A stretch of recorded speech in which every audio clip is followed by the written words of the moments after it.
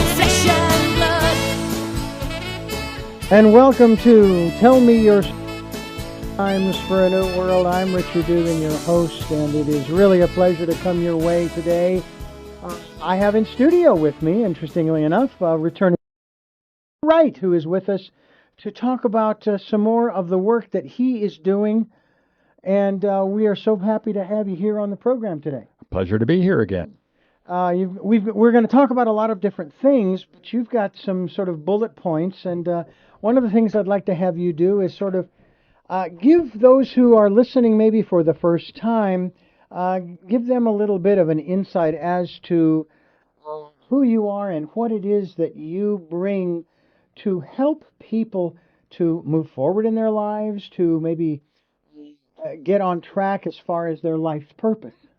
I'm a certified hypnotherapist with about 25 years of experience in working especially within the metaphysical field, which means that I'm a board-certified past life regression therapist, and I also work with spirit guides and beings of light who work with us during the session to help the client resolve his or her issues. I'm very much interested in exploring and helping people release what no longer serves them, blocks that prevent them from moving forward. And we've got a lot of them, and we start to pile them up from infancy. Exactly. Yeah. I know that it's probably a different area than what you deal in terms of trying to prevent these things from happening so that we don't have to go through these processes. Because I would venture that if there was something else that you'd rather be doing than serving in this capacity, which we're grateful for, but I think about that, of people who are of service in this area, of trying to help people get past some of these blockages, these traumas. If we could raise our children up to where they didn't have these traumas, then you guys and gals could go on and pursue something else. Well, but this is my passion. Mm-hmm. And so I've been doing this, as I say, for quite a while, and find that by using hypnosis as a way to gain access to the fifth dimension, the high vibrational energy, we can easily then bring forth your heart, your higher self, and all your guidance to work with us in partnership with us on behalf of resolving the issues that you've brought to the table. Mm. I find that these resources know everything there is to know about us from this life and past lives, and are eager to partner with us during the session to help you come to closure or take off layer after layer of the fears, the anxieties, the relationship issues, or whatever it is that you might be dealing with. I know that in my own personal life, with things that I have been dealing with, one of the key phrases I hear from so many people, and I'd love for you to dive into this, is you need to take care of yourself. Yes, you have these responsibilities and those responsibilities, and you have these commitments and those commitments. However, you have to take care of yourself. I even hear this from my mother. She's 89 years old today, or this week, this month. But she is a very wise woman. I mean, she's lived a lot of years. She and her husband, my father, almost made it to 66 years. He almost made it to 92 years of age. But she has always been steadfast in training us, 6 of us children, in taking care of ourselves, of being happy. Is that sort of the goal? It's not just getting past these things. It's not just understanding why they're there. And that's another area we'll get into. But it's also getting to a place where you're, if you will, at peace. I mean, we could say happy. He talks about it in our founding documents, Pursuit of Happiness. Is that really kind of what's sort of the goal in that respect, in addition to then maybe helping them to find their purpose? So what I seek to do with the client is right up front connect them to their heart, their higher self, and all the guidance available to them so that they can tune into that inner wisdom, that intuition, if you will, perhaps on a daily basis to help them navigate their lives. I wanted to ask you about the aspect of these. I don't know if continually using the word trauma is the correct word, but there are those who will say that these are on our path, they're part of our path that makes us who we are. And I get, what is it now here in the 21st century, because this is where we are, now it's time to find a way to let these things get release from these things so that, there's a fuller life. Exactly, exactly. So from my perspective, having worked with past lives, I find that Earth is a free will zone, one of the few places in the galaxy that is free will. We come to Earth, we choose to come to Earth to practice making choices. That's how our souls evolve. And there are no wrong choices, they're just choices with consequences. Yeah. So that we come back lifetime after lifetime to get better at making our choices. And so eventually we learn that it's all about love, it's all about forgiveness. It's not about hate or anger or whatever. It's helping each other. We're all one.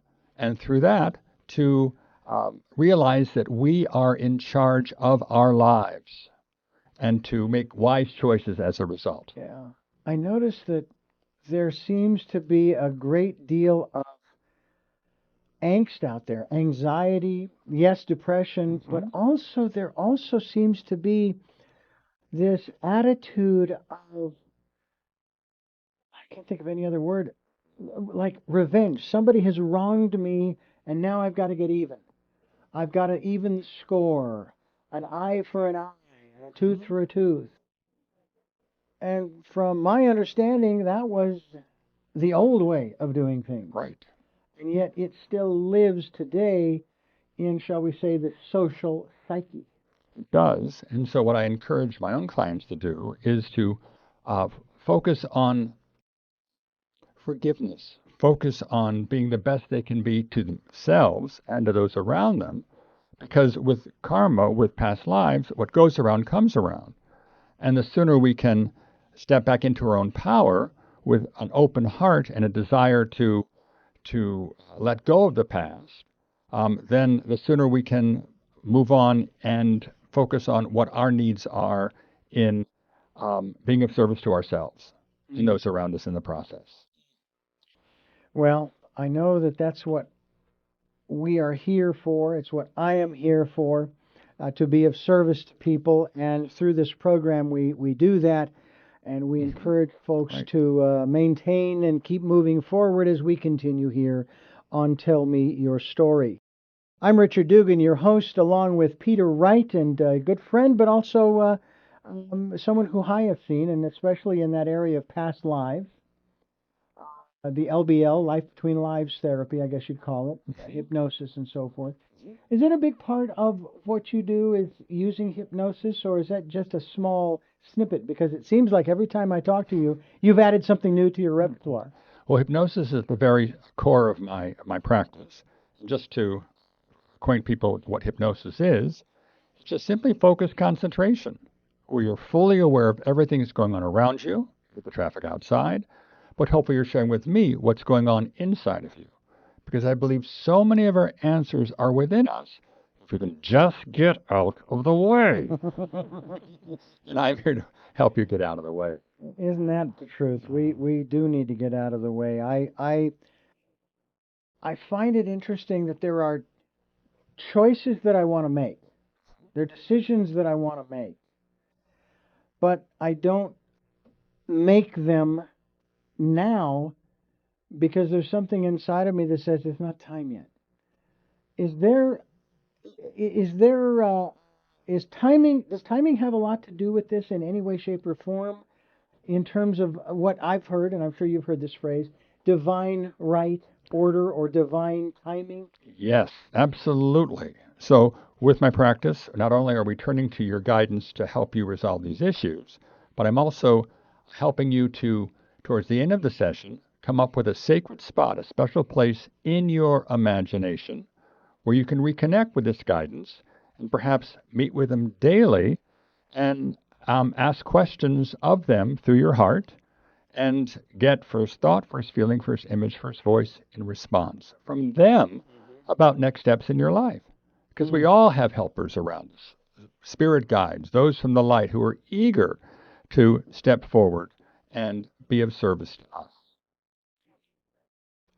What got you started down this path? Was it something that, maybe in your case, it was something in your childhood that clicked and said, I've been through what I've been through.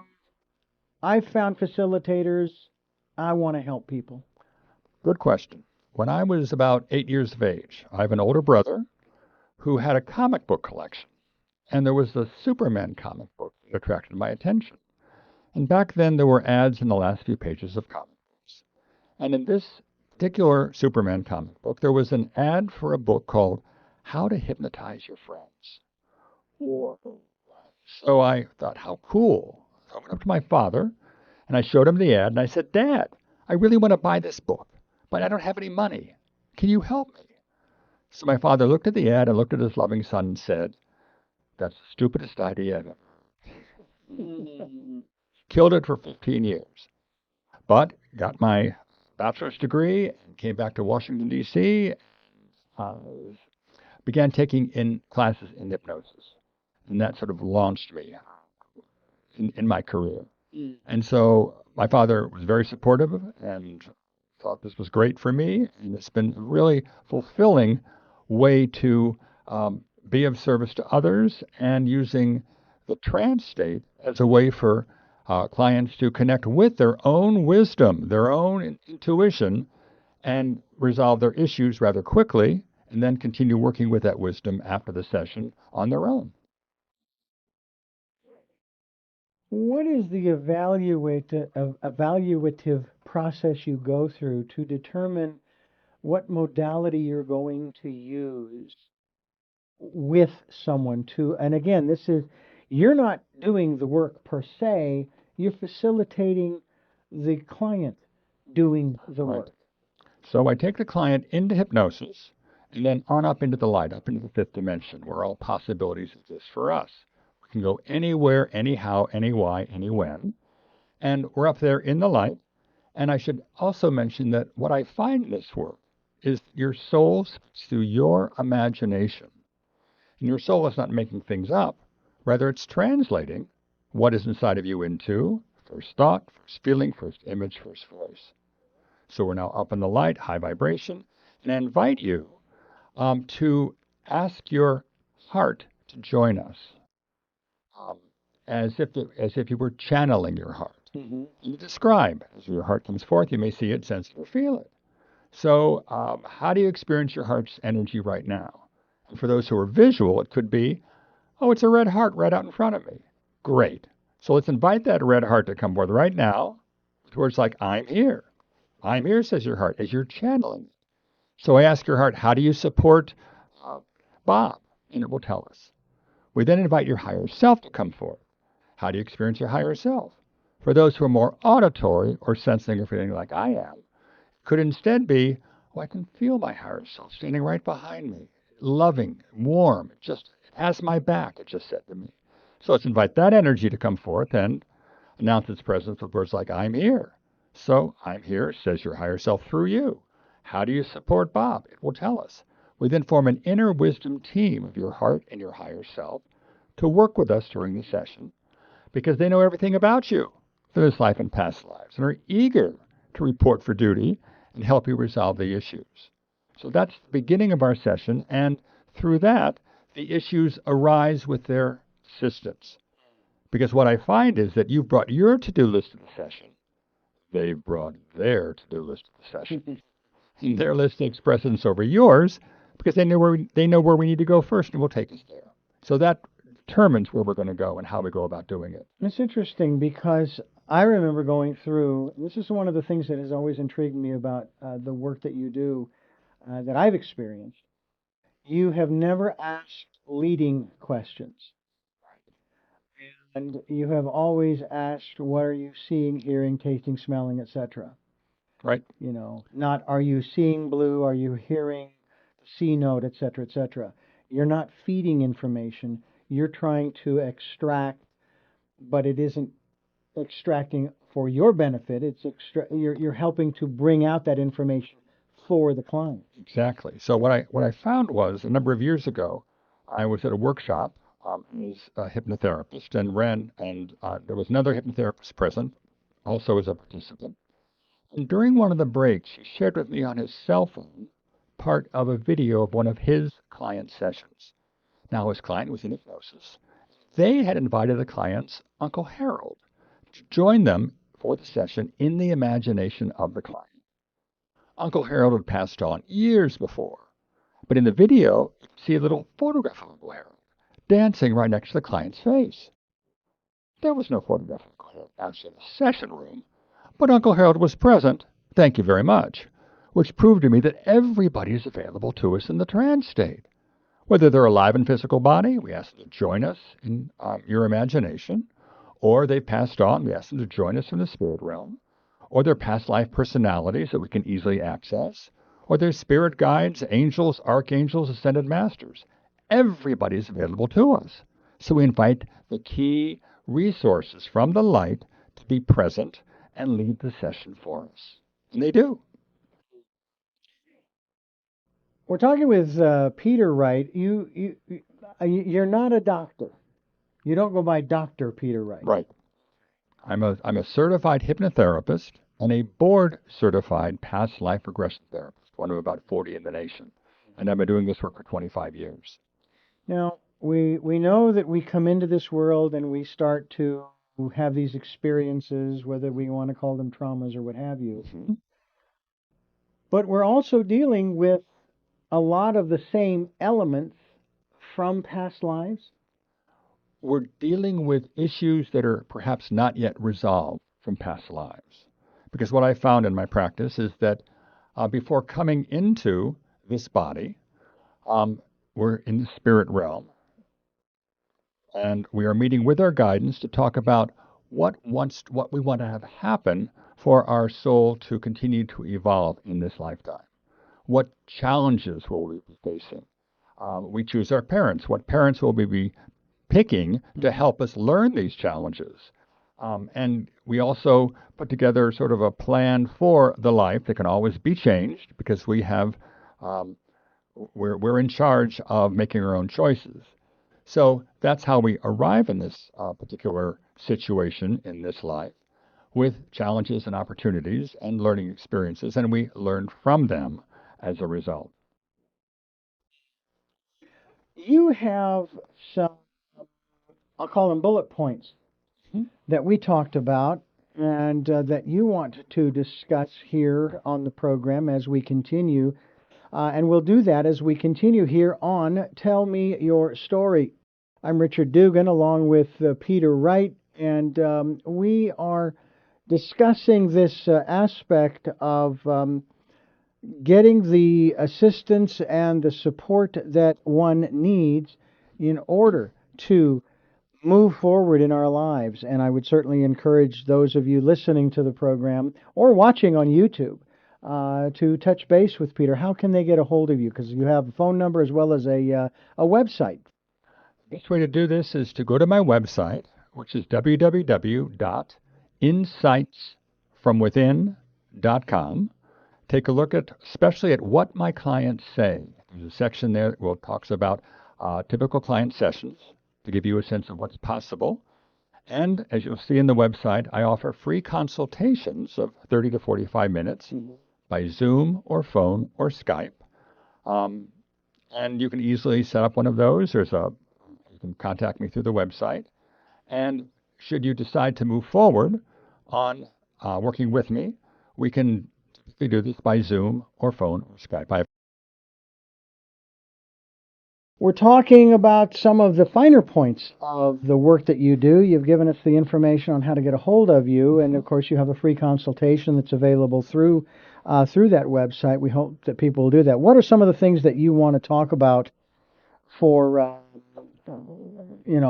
for us, for our listeners today, for our viewers today? I'd like to talk about the past lives of children, and this is based on a University of Virginia professor by the name of Dr. Ian Stevenson, who spent 40 years exploring past lives of children. Typically, the children were ranged in age from 2 to 7, and they remembered their most recent past life.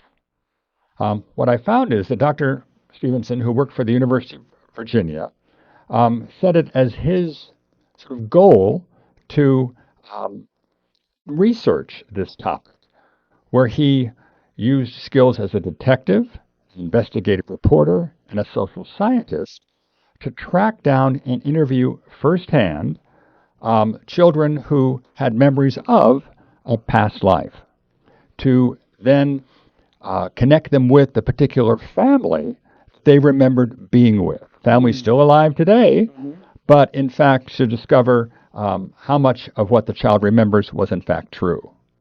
So what he would do would be he would be focusing on children who were, or what he discovered, that these children at the age of 2 or 3 would be talking about memories of being in within a different family.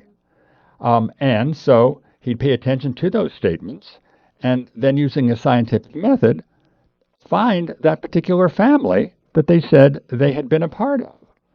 And he would then take them to meet with the family and find out how much the child remembered on meeting with them that was in fact true. What he found out was confirmed by members of the family. Issues like family secrets or names of pets or information that a 5-year-old child would not be aware of, especially if the family did not live nearby. So it was quite an amazing research effort that he made, where he went to 5 different continents. I spoke with people from varying cultural patterns. He met with families who did not believe in reincarnation, and he met with families where the religious dogma sternly preached against reincarnation. So it was quite an interesting 40 years exploring, where he worked with more than 2,000 children and their cases. And this doctor's name again? Ian Stevenson. Ian Stevenson. Interesting. And what he discovered was that these previous lives of these children frequently ended prematurely and unnaturally, often involving violence, suicide, or accident. And in fact, in 75% of the cases, this previous personality died relatively young. And, moving on with the research as well, on average he found that the previous personality died about 4.5 years before the birth of the child. So the person had just died relatively recently, and that through this effort, he was able to bring the child to meet with the family and then find out, in fact, the truth about the child's memories being part of that actual family without having much background about the child in advance. So fascinating. Now, I know that there are many philosophies out there, including Christianity, that did teach, and I say this in regards to Christianity, that did teach early on about reincarnation. Right. But that was eliminated, from what I understand, because the powers that be felt that this gave people an out to, quote unquote, misbehave in this lifetime that they were in. Exactly. And so with 553 AD, there was a conclave where the Christian church was trying to assert its power. And with the Christian church asserting its power, And at that point, the feeling was among many people, my destiny is up to me. I'm in charge of my destiny. Well, the church is seeking to be assert its power, so they decided the powers that be decided that, in fact, that's not true. You need to go through the church to find your way to God, and therefore they did away with the belief in reincarnation, and at that particular point. So, thus, you had to lead a good life through the church, and then you would be saved by God. The one misnomer that I find interesting that many believers do not want to accept is that in this case, Christianity did not evolve out of a vacuum. Right. That every philosophy has evolved out of one or more philosophies that they were, in essence, influenced by. Mm-hmm. And Christianity is no different. The Islamic faith is no different. The Baha'i faith, of which I was actually for a year and a half a Baha'i back in the 90s, it's really interesting. I've considered, a lot of different things in that regard. I have a lot of Allah's books. I've been diving into Judaism, which came before Christianity. And I just, I guess I struggle with the unwillingness of people to accept, because the reality is, as individuals, we are who we are because of our parents, and of course because of our siblings, if we have any siblings, or relatives, but also because of our ancestors. I know that you've probably heard this many times from people who will talk about, especially, let's say there's a newborn. Oh, he has Uncle Peter's ears, and he's got so and so's eyes, and so and so's this and that and the other. And then as they start growing and they express their temperament and their interests, which this doctor researched, had to have dove into some of these elements to help the individual, or maybe the children, and of course as they grew they began to understand more about what their life was all about. Mm-hmm. Yes, in general our lives are, if we choose, about service. Right. To self and to others. And to self, not in a selfish, narcissistic way, but as I was commenting earlier, I keep being told, Richard, you need to take care of you, And that's not in a selfish or narcissistic way. It's, you've got to take care of your blood pressure. You've got to take care of your blood sugar. You have to make sure you keep getting exercise. You have to keep doing the things that you love doing, that give you pleasure and give you happiness and give you a reason for getting up in the morning. And that's why you're here. Yeah. To experience what life is like. Yeah. And to, through that process, love, joy, give back, etc. It's not about buying everything you can buy. It's about opening your heart to the world and to yourself and looking after yourself. Right. With that in mind. So what else were in your research with Dr. Ealing's, is that right? Stevenson. Stevenson, beg your pardon, Dr. Stevenson. And what else did he discover in his research? 40 years. Right. I'm celebrating my 44th year in this business, so I have an idea of how long he was doing this. He must have really loved doing it. Oh, absolutely. So let me just share one case study from one of his followers, because I thought it would be especially interesting to your listeners here, watchers. It involves a boy by the name of Ryan Hammonds, who at the age of 4 told his mother Cindy, I think I used to be somebody else. He's 4 years of age. All right. So whenever Ryan saw the iconic Hollywood sign on television, he would get excited saying that was his home, and he wanted to return there. He's 4 years old. Ryan told his mother that he'd been an agent in Hollywood. He talked about dancing on Broadway, living in a house with a large swimming pool. And when songs came on the radio, Ryan would stand up and start tap dancing. He talked about going to fancy parties with a cowboy man who had a horse perform tricks. At school, Ryan was asked to draw pictures of his home, And he'd always draw 4 people: himself, his parents, and what he called, in quotes, the old me. So Ryan's mom began to write down everything that Brian told her about his past life. She borrowed books about Hollywood from the local library, hoping that this would help Ryan process his memories. And in one book, they found a photo from an old movie called Night After Night. Ryan became very animated and shouted, "Mommy, that's George. We did a motion picture together." Then he pointed to a man on the side of the photo and said, "And that's me, next to him." Well, Ryan had said he didn't know his name, previous personality, but his mother was turned to a colleague who was a movie buff, and she discovered that the actor in the photo that her son had mentioned was George. It was the famous actor George Raft. Okay? Wow. So when Ryan was 5 years of age, his mother made contact with Professor Jim Tucker, who took over for Ian Stevenson when Ian Stevenson retired. And they discovered that, in fact, that actor was named Marty Martin, the one that Ryan thought he was. It was a rather obscure person in Hollywood who was a dancer, an actor, a Hollywood agent, and he died in 1964.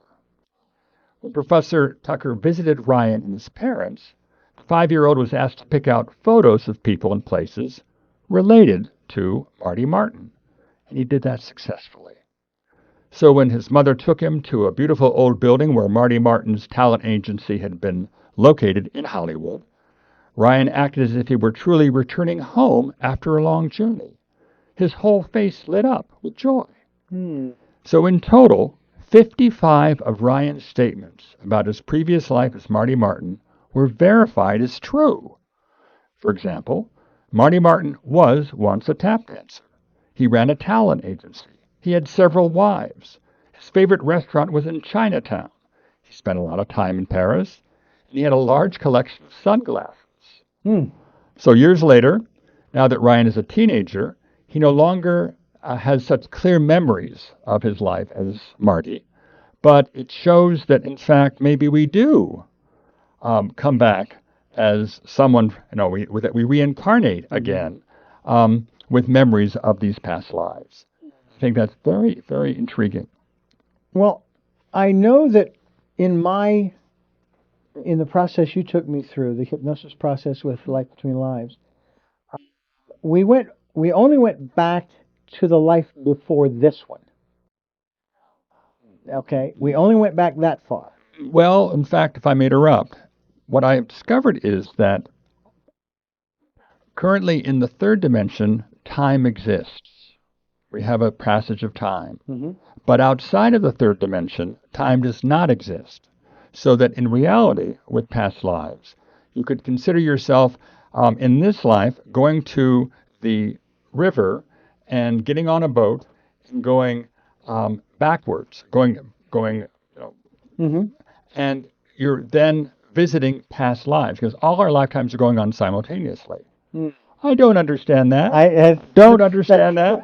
But supposedly that's true. So your most recent past life could have been in the 14th century. Yeah. And the lifetime before that was in the 19th century. So they're not sequential. Okay. So it was not necessarily Right. my last life before this one, although the time frame is close, but by the same token, there could have been a life between the one that I experienced and the current one that I'm in. Exactly. As far as at least, I would say at least one more, because I place that period of time because there were horses, there were towns, there were stagecoaches, and so on and so forth. And that would put it probably in the early, mid, maybe late 1800s. Okay. And of course, I came into this world in this body in 1960. So between, let's just say 1900 and 1960, I could have lived at least one or more lives between then. God forbid that I was born in 1900 and then for some silly reason I decided I was going to sign up to go to battle in World War I, and I end up getting killed and have to come back again, and I go through World War II, and I go to battle and I end up dying, and Well, But that's called life. Yeah, it is. And it's kind of crazy in one sense, and we just don't know. I'm curious though. It sounds to me as if the research that Dr. Stevens did it, and maybe I should phrase this in form of a question. Did he find in the research with these children notable personages down through history? Because we hear all the time where someone, an adult, goes through a past life regression, numerous ones, and they'll say, "Oh, I was this famous person, or I was that famous person. I was Genghis Khan. I was Henry VIII. I was," and the list goes on. It's like, okay, I'm not going to argue that you weren't, but did he find that any of these kids exhibited any elements, or I shouldn't say exhibited, but revealed information that may have led to the theory that this person, this child, in a previous life was some notable person in our history? Dr. Stevens did not focus on that aspect. Okay. Instead, he would bring the child to meet with the parents that were in fact so if the husband had died in the past life in the past and was reincarnated as a child, then the child would be taken to meet the family of that dead man and siblings and so on, and would walk in and greet all of them by their first names. So he knew everything about the family as a 5-year-old. Wow. And knew the family secrets and pet names and so on. And so what Dr. Stevenson proved through this was that, in fact, you could return to that family, and that little boy was your father, and was their father, if you will. Right. And so that's a rather exciting something to consider. So our souls don't die. We live on in upcoming lifetimes, and we're just trying to connect the dots as it relates to this boy and that family. Very interesting stuff, and I have to wonder how much that reveals to us in that regard. We're talking with Peter Wright, and we are going to continue doing so as we continue here on Tell Me Your Story. I'm Richard Dugan, your host, and we're talking about the aspect, the broad perspective of reincarnation. One of the things that I read in a book that I carry with me pretty much everywhere, it's a small little book that was given to me when I was 21. And it was given to me by a very dear friend of mine who did not want to be referred to as a mentor. So I won't refer to her as such. But she gave me this book called The Impersonal Life, written by or channeled by a gentleman by the name of, I want to say Jim or James Banner. I think that was his name. And in it, there's a chapter about reincarnation. And I remember going back and reading that. And it talked about, rather than we have actually lived those lives in the past, we are tapping into the lives of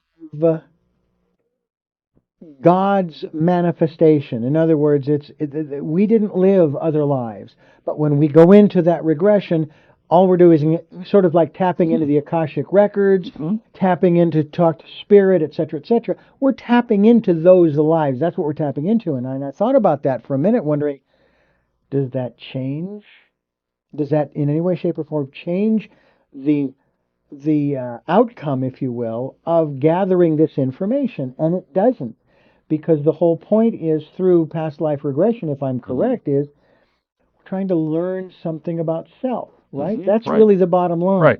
Right. And because we're all connected, these, as you said earlier, all of these lives are going on all at the same time. And again, we're talking potentially, if I have this correct, though I don't have the numbers in front of me, trillions of people, trillions of humans who came here, trillions of souls who came here to embody Right. the human body. Right. And we're just tapping in to the ones that we need to learn lessons from. Right. Exactly. So that we are, and so with that, each life is, you set goals before, as I mentioned earlier. You set goals before coming into the body, and you're seeking to help achieve those goals or those learnings or those challenges or whatever that might be. And we come back to pick up where we left off, because our souls are eternal, Right. and eventually we can hopefully return to source, return to God, whatever that might be. And that's something, too, I'm wondering, when you are working with people, if some of these folks, one of the lessons that they need to learn is what you just stated, that it is your essence, your soul, that is eternal. The body is not. The body is mortal. You will throw it off. My father did it. My sister did it. My best friend has done it. And countless, again, trillions, I guess, have done this over the span of human history. So, as an example, a number of my clients are mothers whose children have died at a young age or committed suicide. And what we discovered, since everybody's available to us, in the trance state, it's very easy to take the client into hypnosis and then on up into the light, into the fifth dimension, and invite the son to join us who's passed on. And what often will happen is that, as one son who passed on to his mom, because he died of a drug overdose. And he said to her, when she said, "Why did you die?" And he said, "Mom, don't you remember the contract?" And he said, "What contract?" "Well, before we both were incarnated on Earth, we decided that I would be your son and that I would die at the age of 21, and that it would be an opportunity for you to move into a very important role for you to play in helping families whose children had died at a young age from drugs or whatever." And she said, "Oh my gosh, I don't remember that at all," but it made sense to her. And in fact, she was beginning to look into that particular role for herself, because she needed to go through the trauma of losing a son to then open her heart to what she could do for other families in that same situation. Then her son said, "I'm here to help you, Mom. I'm still with you. And I'm here to encourage you and to inspire you, as are others who are doing this work as well." So there are no accidents here, I find. It's often part of our soul's journey to have these challenges we can then learn from and be inspired by in terms of our own growth as souls. And I think about that in terms of my eldest sister and my father and my best friend, and how I know they're still there. Or here, I should say. I know they're still here. They are. And I talk to my dad. I don't talk so much to my sister and occasionally my best friend. But I guess it's because, for whatever reason, and there's a part of me that tries not to get into the why, because the why doesn't really serve me. It is what it is. But my father, he gave me a few, I'll call them trinkets, that he possessed while he was alive. And so I have a few of those that remind me of him, remind me of what he gave me specifically.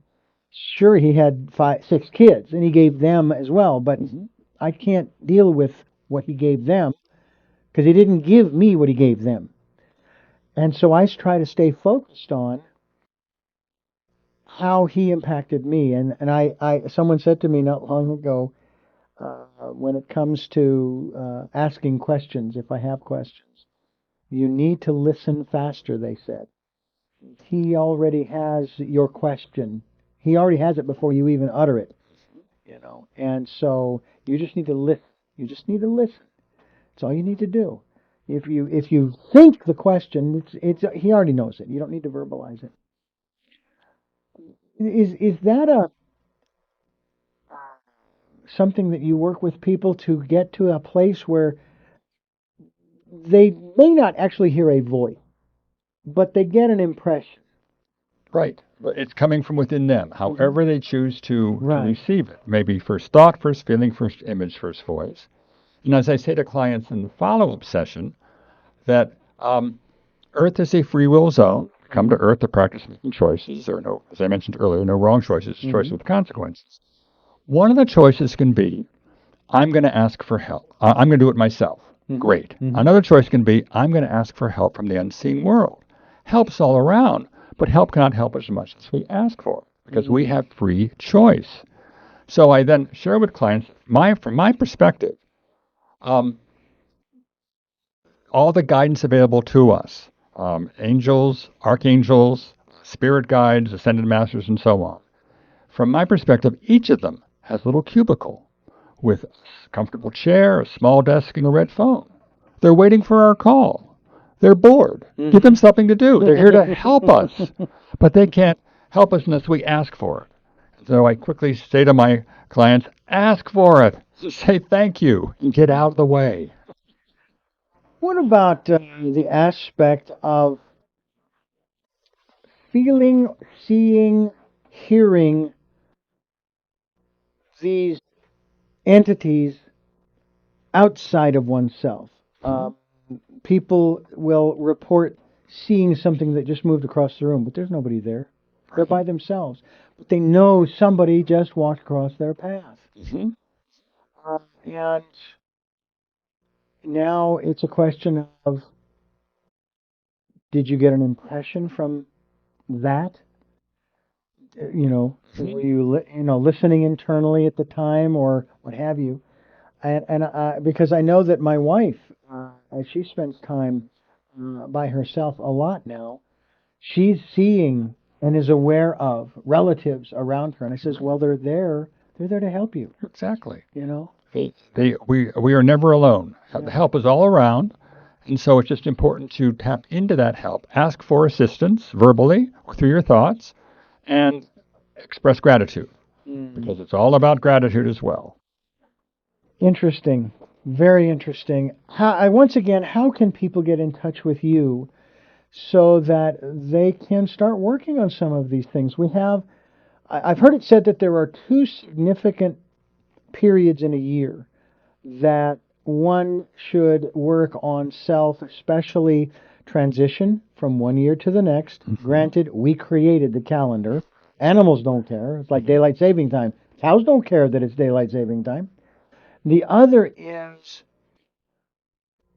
the date of your birth. Okay. All right. I've heard it said that those are like the two most significant times. Though I'd suggest anytime, anytime at all, because if you have issues you're seeking to resolve, then go to my website, www.insightsfromwithin.com. Take a look at what my clients say in a sense of what is included in the website. And there's a form that you can email to me from there. Ask for a free consultation. So let's talk for 30, 45 minutes about your issues and about hypnosis and the resources that I can bring to the table for you. And if there's a match, great. If there's not a match, great. It's just simply a free Zoom or phone or Skype call. And then the session itself is by Zoom or phone or Skype. How about people who, I'm going to say like myself, who are facing certain challenges in their lives and they need to find a way to, I don't know, get back in balance. And it isn't always about from the external, maybe discontinuing certain things or prioritizing your activities. You know what I'm saying? Right. It's like there's something that I need to do. There's a switch that I need to flip on the inside, so to speak, euphemistically speaking, that would help me to maybe not stay in, but at least know how to get back into that state of peace, of contentment, of happiness, I suppose, from time to time Right. too, Right. is so as not to get bogged down by all of the external stuff. Right. Well, I think it's meditation, of course. Mm-hmm. With my clients, because we've connected them during the session with their heart, their higher self, and all their guidance, towards the end of the session, I invite them to describe a sanctuary that they can go to and reconnect with that guidance. I then provide them with a higher self shortcut that they can use after the session to take them into trance and into that sanctuary where they can invite their guidance to join them in their imagination and to ask a question through their heart and get an answer from their guidance. So it's one way for them to tune in to their own intuition. We're just adding some faces and some feelings and some names and some energy so they can recognize that those resources that are here to help them. But it's a terrific way to seek your own intuition to help you actively make better choices in your life. And that's what this program is about, giving people choices and knowledge of those choices to help make their dreams come true. And I'm sure people are going, well, what do you mean knowledge of those choices? Well, we may only be aware, because it's all we've been taught, that we only have one or two or three choices. But the reality is that the choices that we have available to us are infinite. I'm still trying to finish my book. It's like the greatest procrastination project I have ever undertaken. I've been working on it since 2002. Okay. It's in process. It's in process. Divine timing. Yeah, there you go. There you go. That's what someone said to me as well. And but I talk about how it's important to do the research. All right, there's something that you want to do, but you don't know how, then you need to search. And my wife is in that space right now where she does not know what to do with her life. But there's a part of her that is almost asking me to do the research. And it's like, I can't do it for you. You have to figure it out. We have to do our own work. Right, exactly. And you're not doing the work for the people that come to you. They're doing their own work. So let's say the client comes to me and says there's some sort of block within me. There's a wall. I had a client this past week who talked about she wanted to move forward in a particular area of her life, but there's something blocking her. Well, in the trance state, we invited that block within her to come forth and talk to us with words like, I'm here, giving it a voice, and then asking it what its purpose is in being with Phyllis. Are you here to help her or harm her or whatever? And then bringing in guidance, heart, higher self, those from the light to help us work with that block to release it, to come to closure with it. Is it from this life, a past life, or something else? Guidance will tell us, and they will work with us during that session to help release that block or unblock you, plus do a number of other things that you've asked to be done during the session. So the power is within you with the help of all the guidance available to us both, and it's your guidance, but they're eager to say, hey, let's help you through this. Let's resolve this for you, or take off layer after layer after layer rather quickly. Well, I've been through since I started this is what I called it. I started my search when I was 17. My metaphysical primer is Autobiography of a Yogi. Matter of fact, there's a beautiful story in there in reference to reincarnation where there was a dear friend of his who died, and he made the promise that he would find him again because he believed in reincarnation, as did the boy. And he found him. It took time, but he eventually did find him. And it's a fascinating story. It really is. But I've been on my search, like I said, since I was 17. And, that's probably 45, 50 years or close to it or something like that. And I've never claimed to have the answers. I'm still looking. I live by the motto, it is better to begin in doubt and end in certainty than begin in certainty and end in doubt. But I see a lot of people right now in this world who are living in certainty. And then they wonder why they're feeling depressed, why they're feeling anxious. Because the answers that they have chosen to hold on to grasp as tightly as they can, because they don't want things to change, are going to lead them into doubt, which is not going to help. Right. You know. Exactly.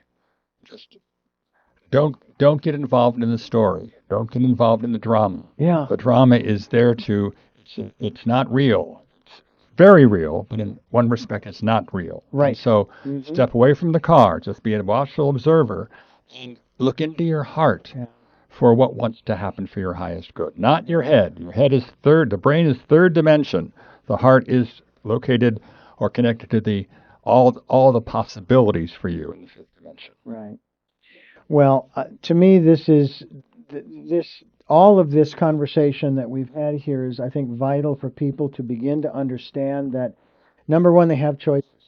Lots of choices. One of them, of course, is to contact you, and through your website and so forth. Maybe have one of those free consultations, and then begin the process of moving forward. The other, I think, too, is to open your mind to the possibility that, okay? Yes. And you decide what that is, because if we stay where we are, we're going to stagnate. I mean, this is what happens to, for example, a body of water. If you have a body of water that is still, eventually you got all kinds of stuff growing in there. You've got mosquitoes. You've got all kinds of stuff that just is not conducive to our lives, if you will. You need to have movement in that water, keeping it moving, keeping it stirring, keeping it refreshed, and so forth. It's the difference, like in computer language. There's static, and then there's dynamic, in terms of different kinds of files, for example. What was DLL? I can't remember what it is, but dynamic link library. That's what it was, dynamic. And then they have these addresses. They're 369, 10 digits long. We call them IP addresses. You can have a static IP address, or you can have a dynamic. And dynamic can changing periodically. Yep. We have to do that. Absolutely. Otherwise, we do become static, if you will. Even going back to the way things used to be, if we could even do that, is still a form of stagnation, isn't it? Right. We're here to grow. We're here to evolve. We're here to experience new opportunities for our lives and more joy and more happiness in the process. This has been a fascinating conversation, and I love having you coming in here to share your perspective, to share your various modalities, if you will. I like having you come in to talk about these, whether we do it in person or whether we do it via Zoom, what have you. To me, it's something that I feel very strongly about. That I love having people come back in. I've got people this year that I've interviewed that I definitely want to have back on a regular basis, because there's so much richness there. What is on the horizon for you? Are there things you're looking at that you feel, this might be something good to add to this long list of things that I offer in that regard? I recently took a workshop in Glastonbury, England, offered by Andy Tomlinson. He's a well-respected hypnotherapist in Britain who has his own hypnotherapy school, and it was on raising your vibration. And that was a week long, where we talked about how to move to that higher vibration in our own thoughts and our own experiences, and with tools and techniques to do so. So I'm seeking to incorporate some of those ideas into my own life, and to bring some of the practices that Andy shared with us to my clients and to those I interact with, because there's so many resources of help out there. And we just need to discern what our needs are and to keep asking for assistance and get out of the way and let assistance find you through synchronicities. So that's, I think, my next steps for me. Well, we look forward to having you back again as we continue here on Tell Me Your Story. I'm Richard Dugan, and we have been talking with Peter Wright, and we are going to wrap things up. But before we do, I thank you for giving us so much time coming down and sitting here. This is actually one of the first times that I've ever done an in-studio interview off of the same camera. It took a little maneuvering, but we made it work. I want to ask you those three questions that I ask my guests. But before I do that, I want to thank you for listening to and watching Tell Me Your Story. New paradigms for a new world, where we're giving you choices and knowledge of those choices to help make your dreams come true. We are here on Sundays at 7 a.m. and 7 p.m., Monday mornings at 1 a.m. We are also on Wednesdays at 9 a.m. That's our special edition of Tell Me Your Story. We stream live at those times at richarddugan.com, and we podcast at SoundCloud, iTunes, TuneIn Radio, Spotify, Stitcher, Player FM, Blueberry, iHeartRadio, Amazon Music, and many other locations. And we're also on YouTube, where you can watch these interviews, these conversations, and we hope that you will. And, of course, we will be linked to Peter Wright's website, and you'll be able to click on that link and find out more about Peter and the work he does, and, again, take advantage of that free consultation. We also ask that if you can support the work that we are doing financially, we would greatly appreciate that. We have a PayPal account. It is there for your security as well as ours. And we ask that you spend time going within and listening to that still small voice. So important. Now, Peter may have used the word meditation, but it's the same darn thing, because you're basically, at the very least, you're quieting the body. But I will tell you, Peter, there was an interesting thing that came up when I was talking about this with someone. And, of course, when I first learned about meditation, it was like you had to shut down the mind. You had to push it aside. It was a kind of an aggressive thing against the mind. And then I thought about that after interviewing a number of people about meditation. I thought, well, what if we did this? What if we said, look, you're important, okay? But I need this time over here, this quiet time. So could you give me this time right now? And when I'm done, I'll come back to you, and we will have a grand time taking the information I've gathered, the insights, et cetera, et cetera. And then one of my guests said something I thought was so profound, it blew me away. And I thought, yeah, because the mind, whether you want to use the term monkey mind or whatever, it is like a child. And what happens when a child is left out? Even if with that explanation of, I'll be back, they still feel left out. So this one guest says, why don't you take the mind with you? Ask it to be quiet. Come on. You're part of this too. And I thought, wow, that's a far cry from shut up and sit down. I'll be back, A watchful observer mind. Yeah, exactly. And now the mind has, if you will, first-hand knowledge, if you will, of what took place in that space. So we encourage you to do that. We encourage you to take that time. With all that being said, I want to ask you those three final questions. The first of which is, who is Peter Wright?